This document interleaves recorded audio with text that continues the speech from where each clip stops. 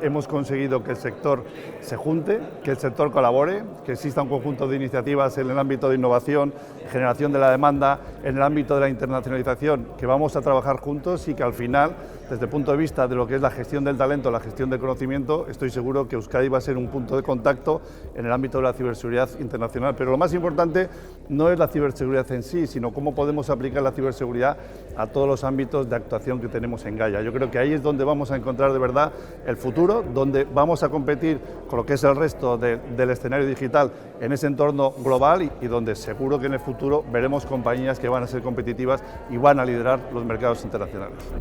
La ciberseguridad es un sector en crecimiento que va a tener un rol,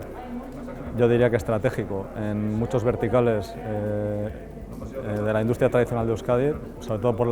el incremento de la digitalización que está teniendo, porque esa digitalización se convierte en una oportunidad en tanto en cuanto se haga de una manera protegida, que no se ponga en riesgo el modelo de negocio por el hecho de ir a la digitalización sin una estrategia clara de seguridad, ¿no? Y en ese sentido, desde el Basque Cyber Security Center, lo que estamos promoviendo es de manera muy insistente la colaboración público-privada,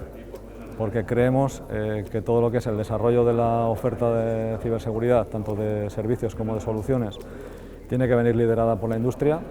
proveedora de servicios y de tecnología de ciberseguridad, y creo que el Gobierno tiene un rol muy importante como facilitador y como impulsor de todas aquellas estrategias y prioridades que las empresas trasladen. En todo el mundo digital, la ciberseguridad va a ser clave en la competitividad del futuro. Así que lo esencial es que cualquier producto, cualquier servicio que generemos desde el sector va a tener que tener un componente de ciberseguridad que realmente haga que podamos competir, pues, en los mercados locales e internacionales.